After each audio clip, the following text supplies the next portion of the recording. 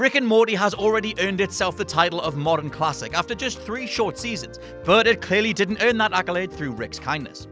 The hard-drinking protagonist is usually grouped with the likes of Archer, BoJack Horseman, or Futurama's Bender as a gallows humor-loving contorter of morality, but even amongst these guys, he's the worst of the lot. Though as a scientist he should have a largely peaceful life, death just seems to follow wherever Rick goes. Because of this, things like That Time Rick Killed aren't going to be included here unless they're part of a bigger misdeed. And that alone should give you some idea of the level of incident we're going to be delving into.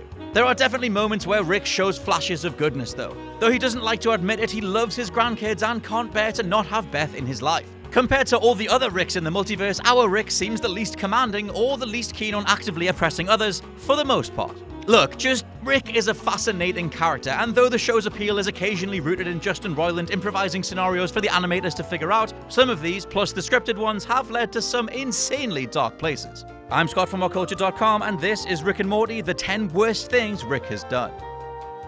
Number 10, kill the Simpsons. Kicking off with a non-canon entry in a couch gag for The Simpsons, Rick and Morty crashed their spaceship into 742 Evergreen Terrace, turning The Simpsons into yellow goo. Rick, usually apathetic towards death, berates Morty for killing an animated classic while his grandson freaks out. Rick, however, comes up with a plan: gather the splattered remains into a beaker and take it to a cloning facility to get them rebuilt. As usual, he tasks Morty with doing the bulk of the work whilst he gets to sit and relax at home. Despite being a very short guest spot on another show entirely, Morty's mini-adventure feels very true to the usual escapades he gets up to on Adult Swim. Rick, on the other hand, stays in Springfield, drinks Homer's beer, and blasts Flanders with a freeze ray. When Morty returns, Rick remembers he washed the beaker out with spit, and the Simpsons are turned into weird Rick hybrids. Overall, it's a fun sequence, but we are just getting started. Number 9, unleash the meeseeks.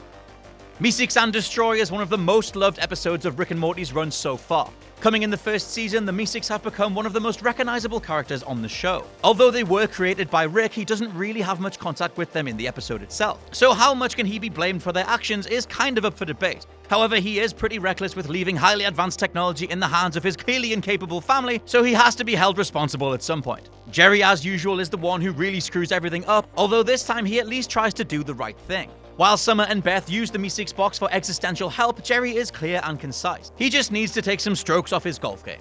However, while Beth and Summer's big questions are answered quickly, Jerry's golf game continues to stutter. More and more meeseeks are called in to help, but as they're used to living for incredibly short lengths of time, Jerry's ineptitude drives them to insanity, which is probably fitting for a race created by Rick, in all honesty.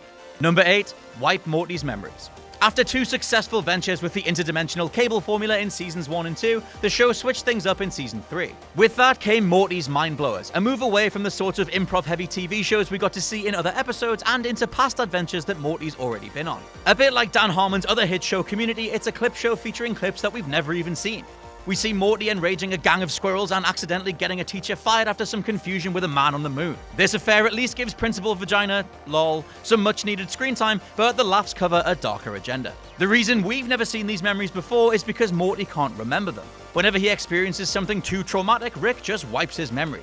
You could chalk this up to looking out for his grandson and just being a bit too overzealous, but there's also the fact that anytime Rick screws up, he's able to just make Morty forget. After a couple of examples of this, the pair end up in a huge fight, something that clearly happens all too often and results in all sorts of mind-wiping in the first place. In the end, it turns out that Summer has a list of all these disaster scenarios and needs to step in to put everything right again. As for Morty's mind though, that's left pretty damn fractured. Number 7, leave Beth's friend in Fruipyland. Rick's done some awful things to his own family and has no trouble recklessly endangering random people around the galaxy too. Basically, getting close to Rick or getting in his way puts you on a collision course for disaster. So when Beth made a childhood friend, it was only a matter of time before things went wrong. Rick constructs Fruipyland for her to play it.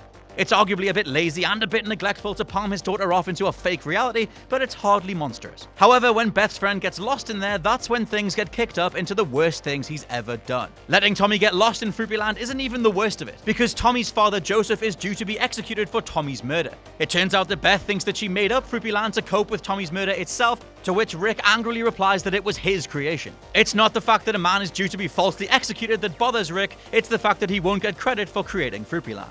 Number 6, do the purge. Rick and Morty has always leaned heavily into pop culture references. The whole concept is just a parody of Back to the Future, and nowhere is that more apparent than Look Who's Purging Now. In this episode, Rick and Morty happen to land on a peaceful planet due to celebrate their yearly rite, the festival. As Rick eagerly points out, the festival is basically the movie The Purge and tells Morty that they're gonna stay and watch. As is to be expected, staying to watch quickly becomes participating, and it's actually Morty who suggests they join in, but only to save a young girl. To his credit, Rick is frequently reluctant to get involved, but is slowly absorbed into the frenzy taking place. Once Rick's in, he's committed. Morty is no saint either, and this would be high on his worst list too. Towards the end of the episode, Rick tries to explain his love of violence away with a Twinkie. The delicious treat that Rick and Morty both eat is clearly labeled purginol free though, so there's no chance the food itself drove them to madness. Rick is easy to write off just how quickly they descended into violence, and that's possibly the worst part of it. Number 5. Enslave Risotto Groupon's people.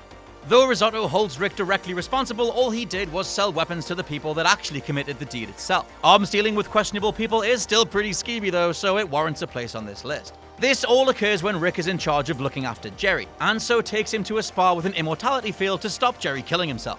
While being so open about the fact he doesn't trust Jerry not to end his miserable life is a little mean, it's at least coming from a good place, in theory. One of the examples Rick uses to demonstrate the immortality field to Jerry is 2 kids playing with guns. Later on, as Groupon causes a malfunction in an attempt to assassinate Rick, we return to the kids with a very dark twist. Not knowing the field is down, the boy shoots his sister in the head and asking, "Lisa?" as she doesn't get up. It's not Rick's fault per se, but having been at least partially responsible for the enslavement in the first place still counts towards his worst deeds. Number 4. Abandon all those Jerrys. Typically, we only think of our Rick C-137 unless there's an episode with the Council of Ricks. There are some theories that a few episodes have dealt with storylines not involving our Rick too, but for the most part, he's the one that we're gonna focus on. It's easy to forget that Ricks exist in every dimension and that he's a jerk in most of them. We see him drop off Jerry at Jerry Daycare when he heads to Blips and Chits with Morty, and while that's a little insulting, Jerry is perfectly safe and Rick does eventually come back for him. Other Jerrys though, they aren't so lucky. There are a lot of Jerrys staying there, each from different realities with slightly different circumstances.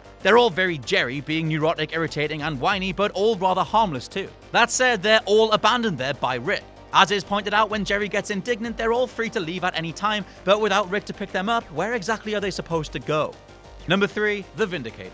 Though Dan Harmon apparently counts the Vindicators amongst his least favorite characters, they gave us a great insight into Rick's mind. When we meet them, it's clear that Rick and Morty have in fact met them before. Morty idolizes them as superheroes while Rick dislikes and distrusts them. After all, teamwork has never really been his forte, so rather than work together, he constructs a Saw-style torture dungeon designed to put them through hell in order to escape. In fairness to Rick, he does this while drunk and ends up trapped in there with them. He doesn't even remember the solutions to some of his puzzles, relying on Morty understanding his drunken rambles instead. There is some sweetness in seeing how well Morty knows his grandpa, but that's undercut by the various brutal deaths of the Vindicators themselves. If there's any saving grace, it's the fact the episode ends with a touching monologue about the reason why Rick hates the Vindicators is because they're taking away the person he loves most. No, he's not talking about Morty, turns out it's actually the janitor Noob, but at least he's feeling something. Number 2, Cronenberg everyone.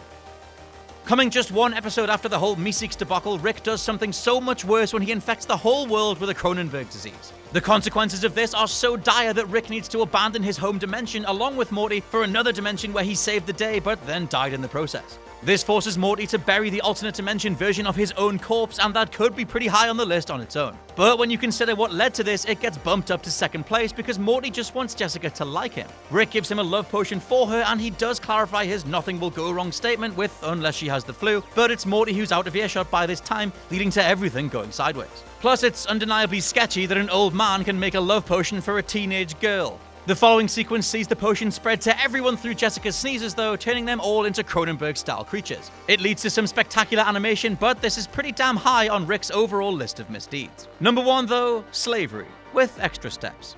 It's commonly agreed that slavery is one of the worst atrocities the human race has ever inflicted upon itself, and while Rick selling arms that perpetuated said slavery is bad, what Rick did in The Ricks Must Be Crazy is arguably far worse. See, Rick creates an entire universe of living, functioning people all so he can harvest their energy to power a car battery. Some have compared this situation to taxes rather than slavery. His creations go about their daily lives and Rick just skims some of that electricity off the top. They aren't aware of their purpose and aren't particularly oppressed either. However, when Morty calls it slavery with extra steps, he's definitely onto something. These people only have one reason to exist: work. If they stop producing energy for Rick to use, he'll kill them. The fact that they don't know of this cosmic ultimatum doesn't make it any more redeemable for Rick himself. Again, no one is actively hurt by this creation. In fact, generations of beings are brought into a largely peaceful existence by it. But the threat looms above them every day, every minute. That makes it slavery with extra steps, and that makes it the worst thing Rick has ever done. And that's my list. Sound off down in the comments below if there were any other horrifically terrible things that Rick has done and mostly gotten away with. I've been Scott from WhatCulture.com, and I'll catch you soon.